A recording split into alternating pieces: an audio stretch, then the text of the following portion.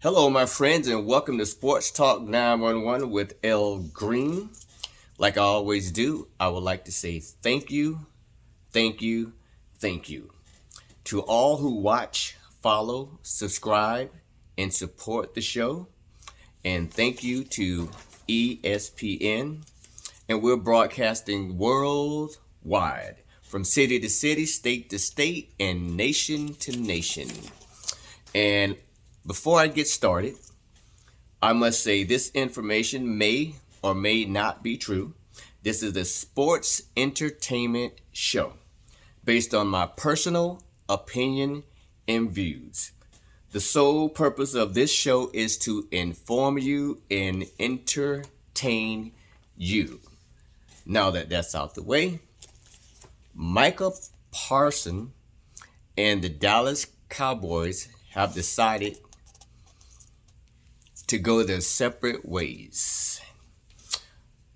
Micah Parsons has been traded to the Green Bay Packers.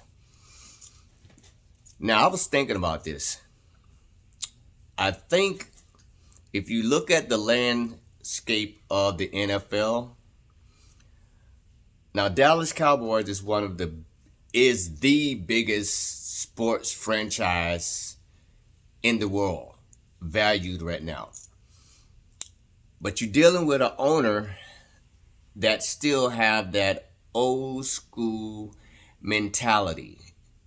Jerry Jones is the owner and the general manager.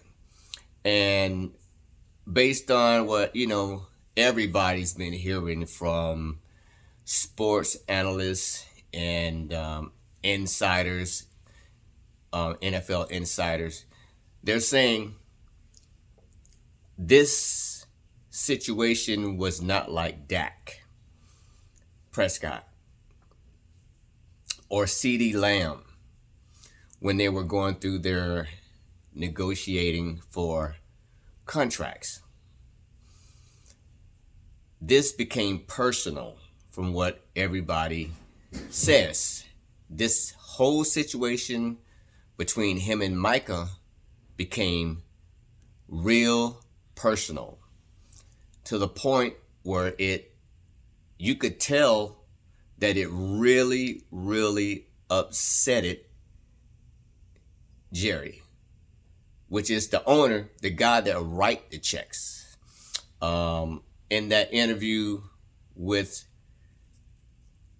Stephen A. Smith from ESPN, he did a one-on-one. I think it's very good. You should, if you get a chance, check it out.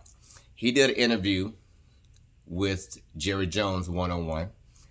And if you listen to the conversation, Jerry Jones basically was saying, hey, this is my team. I'm the one that's in charge. You play for me. I don't play for you. I built this. This is my house. You're just leasing. You should be glad to play for the Dallas Cowboys. It's kind of gave me those vibes, like somebody saying to you, "Hey, you're only gonna be here for a little bit, maybe 3, 4, 5, 6, 7 years. I'm gonna be here for centuries. My family is going to be here for centuries if something happens to me. This is a family-owned business. You guys are just coming in, leasing your services, and when you're done, you either make a decision to leave us or we make a decision to let you go." But now he doesn't have to worry about that. He doesn't have to deal with Jerry Jones or the Dallas Cowboys because he's been traded to the Green Bay Packers, and the Green Bay Packers have given him exactly what he wanted. And I just want to give you guys a little treat here. This is what Micah sent out to his farewell letter to the fans of the Dallas Cowboys. He said, "Growing up in Harrisburg, Pennsylvania, I was one of the few kids in my neighborhood who cheered for the Dallas Cowboys. Nearly everyone around supported the Eagles, but I always believed in the star. To wear the blue and white at Penn State and then carry those same colors into the NFL as a Dallas Cowboy, it was more than a dream, it was destiny. From the moment I arrived in Dallas, you embraced me and my family as your own. You made a kid from the East Coast feel right at home in Texas. Every time I pulled up to work, every time I stepped onto the field, I felt the weight and pride of representing you. You didn't just give me a jersey, you gave me a place to belong. I never wanted this chapter to end, but not everything was in my control. My heart has always been here, and it still is. Though through it all, I never made any demands. I never asked for anything more than fairness. I only asked that the person I trust to negotiate my contract be part of the process, which he's talking about his agent. This is a sad day, but not a bitter one. I'll never forget the joy of draft night, the adrenaline of running out of the tunnel, or the brotherhood I shared with my teammates, coaches, and the staff who prepared me for every single game. Those memories are mine forever. North Texas will continue to be my home. In the off season, I'll still be here giving back to the community that gave me so much. And no matter where the next chapter takes me, the bond we built will never break. Thank you, Cowboy Nation, for every cheer, every moment, and every chance of love, every ounce of love you showed me. Wearing the star has been the honor of my life. With gratitude and love, number 11. The Cowboys will also host Micah Parsons in the Green Bay Packers in Week 4 on Sunday night. That's going to be a good one. But this is what happens. The Cowboys traded Micah to the Green Bay Packers. In return, they received 2 first-round picks in 2026 and 2027. And they also received Pro Bowl defensive tackle Kenny Clark. Micah Parsons also said to, I think it was NFL Network, him and his agent, they just wanted to talk to the Cowboy organization, Jerry Jones, and the people that's in charge, which is Jerry Jones, about his extension. But he was told, you can play on the 5th year option because we still have you on the contract,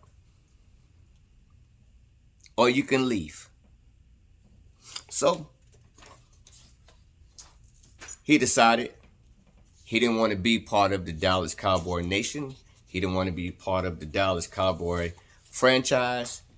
He didn't want to be part of the Dallas Cowboys football team. And him and Jerry Jones, you know, we only can go by what we hear from reporters, analysts, and all. Jerry said one thing, Micah said one thing. At the end of the day, it didn't work out. But Christmas came early for Micah. Christmas came early. The Green Bay Packers agreed to give Micah 4 years, $188 million. The contract is guaranteed with $136 million guaranteed out of the $188 million. No matter what happened to him, he could sprain his toe, pinky, back, whatever it is, he's going to get no matter what, $136 million at the end of the day. And this makes him the highest non-quarterback in NFL history, which he's going to get $47 million a year for the next 4 years. Ladies and gentlemen, I think what's going on, Jerry Jones just decided, I paid Dak and we didn't win. Made Dak the highest paid quarterback at $60-some million a year, and we didn't win. I paid CeeDee Lamb, and we didn't win. I made him the highest paid wide receiver at the time, which was last year, and we didn't win. Now I'm supposed to pay Micah, which would make him the highest paid defensive player, or just a player besides Dak. And there's a good chance Jerry Jones probably seeing into the future. He's 80-some years old, but he know the writing's on the wall. I'm getting tired of paying these dudes all this money, and we're not winning. He wants to win a Super Bowl. He don't want to just get to the playoffs and all this other stuff. Jerry Jones is like, yo, I'm keeping it real. I'm tired of winning. I'm tired of losing. Ladies and gentlemen, do you know the last time, think about this now, think about this. The last time the Dallas Cowboys won the championship was in 1996.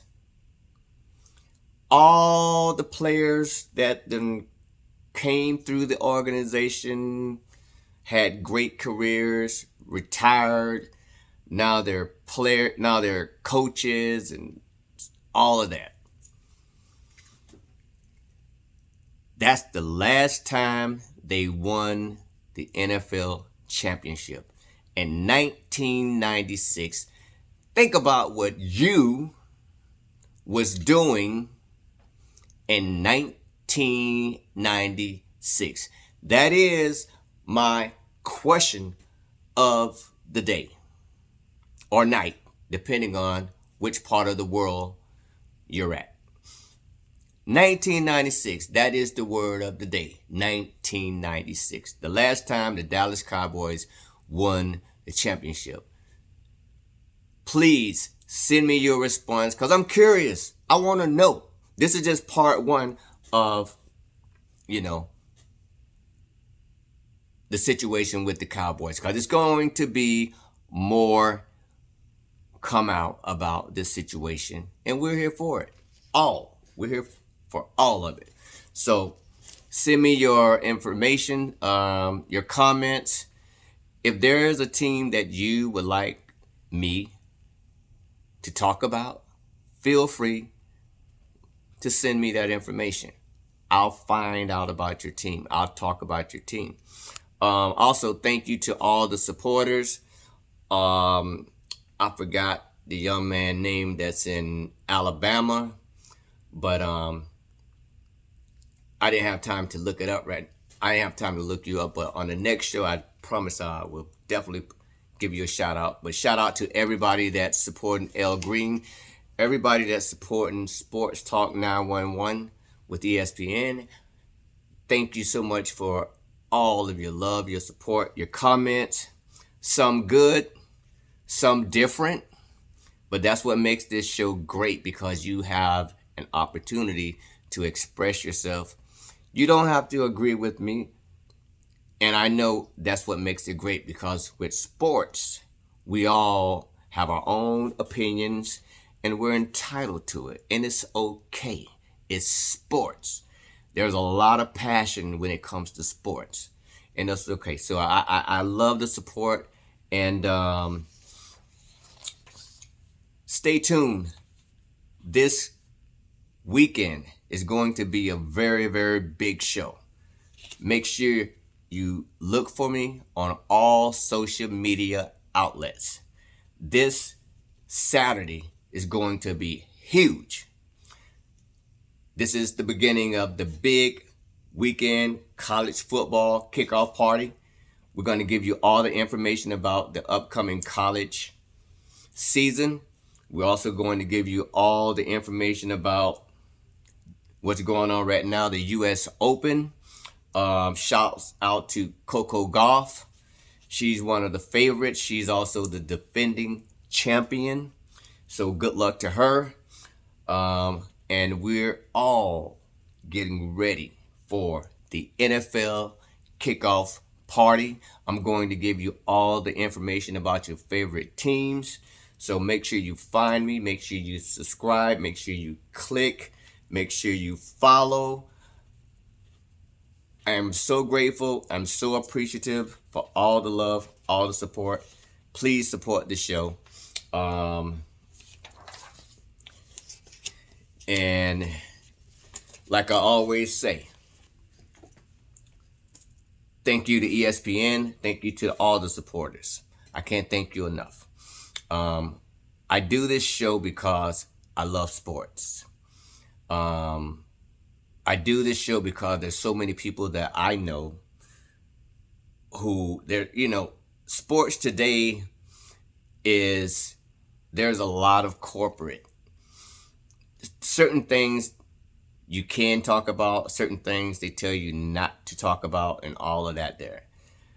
At this show, we talk about what we want to talk about, because this show is the people's show. It's your show and it's my show. And we're not restricted on what we can talk about when it comes to sports. So, once again, thank you for your support. Click, follow, subscribe. We're broadcasting worldwide on all social media outlets. And like I said, like I always say, don't be good, be great. Thank you.